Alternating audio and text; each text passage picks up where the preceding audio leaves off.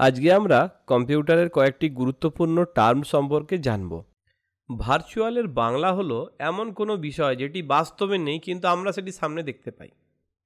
অর্থাৎ আমরা যখন কম্পিউটারে কোনো গেম খেলি সেটি হলো একটি আদর্শ ভার্চুয়াল সিস্টেমের উদাহরণ, যেখানে দেখা যাচ্ছে যে আমি কোনো গাড়ি ড্রাইভ করছি কিন্তু আমার হাতে কোনো গাড়ি নেই, কিচ্ছু নেই, কিন্তু আমার স্ক্রিনে আমি কম্পিউটারের কিবোর্ডগুলি যেদিকে চালাচ্ছি গাড়ি সেদিকে মেকে যাচ্ছে।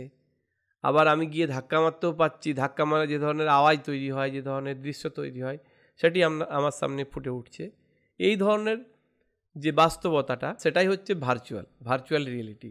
আধুনিক যুগে খুবই কাজে লাগে। তার কারণ হচ্ছে যখন কোনো বাড়ি তৈরি হয়, ইঞ্জিনিয়ারকে বলি যে আমার একটি বাড়ির 3D ডিজাইন করে দিন। বাড়িটা তৈরিই হয়নি অথচ সেই বাড়ির আগে থেকেই একটা ডিজাইন পুরো আসলের মতো দেখতে তৈরি করে দেওয়া হয়। এই ধরনের 3D ডিজাইন করা হচ্ছে, এটি হচ্ছে ভার্চুয়াল করা হচ্ছে, কিন্তু আমি সেটাকে দেখতে পাচ্ছি বা আমার সামনে এটি কম্পিউটার স্ক্রিনে দৃশ্যমান হচ্ছে। এটাকেই ভার্চুয়াল বলে। অনেক কিছু জিনিস আমরা ভার্চুয়াল রিয়েলিটিতে করতে পারবো। হয়তো ক্লাসে টিচার নেই, আমরা প্রত্যেকে ক্লাসের মধ্যে স্টুডেন্টরা একটি চশমা পরে নিলাম, সেখানে আমরা আমাদের স্যারকে দেখতে পাবো যে স্যার দাঁড়িয়ে আমাদেরকে বক্তৃতা দিচ্ছেন এবং তিনি একই সঙ্গে হয়তো গোটা সারা পৃথিবীতে কয়েক লক্ষ স্টুডেন্টের সাথে তিনি ইন্টারাকশন করছেন। এই ধরনের ভার্চুয়াল রিয়েলিটির যুগে কিন্তু আমরা প্রবেশ করে গেছি। এর পরের গুরুত্বপূর্ণ টার্মটি হলো ডেটাবেস। ডেটাবেস, এই কথাটির মধ্যে ডেটা কাকে বলে? ডেটা হলো তথ্য, কারো নাম, ঠিকানা, বয়স, জন্ম তারিখ, ফোন নাম্বার, তার অন্যান্য ডকুমেন্টের নাম্বার, পরিচয়পত্রের নাম্বার, পাসপোর্টের নাম্বার, সবগুলি হলো এক একটি ডেটা। তো ডেটা হলেই তো ডেটাবেস হয় না।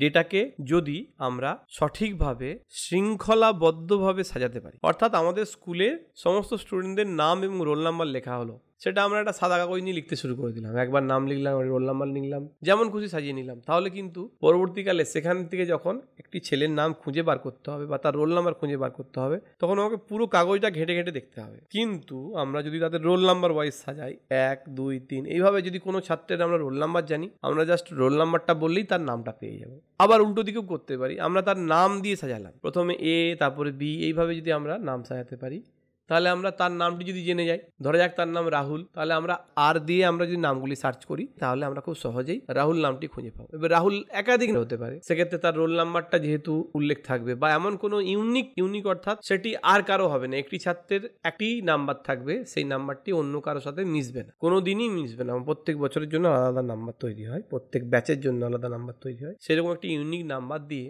এদেরকে বাঁধা থাকবে। তখন আমরা সেই শৃঙ্খলাবদ্ধ তথ্যগুলিকে বলবো ডেটাবেস। ডেটাবেস ভীষণ গুরুত্বপূর্ণ। ডেটাবেস সমস্ত জায়গাতে লাগে। অনেক সময় ইন্টারভিউতে বা বিভিন্ন চাকরির পরীক্ষাতে জিজ্ঞেস করা হয় যে এই সফটওয়্যারে কি ধরনের ডেটাবেস ইউজ হয়, অর্থাৎ ডেটাবেসটা কি। তো ডেটাবেস বিষয়টা এরকমই, একটা ব্যাংকে যতজন গ্রাহক থাকে প্রত্যেকেরই অ্যাকাউন্ট নাম্বার, তাদের ফোন নাম্বার, তাদের ডিটেলস, তাদের কত টাকা কবে কোন ডেটে তোলা হয়েছে, এই ধরনের অসংখ্য ডেটাবেস থাকে একটা ব্যাংকের যে কম্পিউটার সিস্টেম থাকে তার মধ্যে। তো ডেটাবেস কথাটি আশা করি সবাই বুঝতে পেরেছে।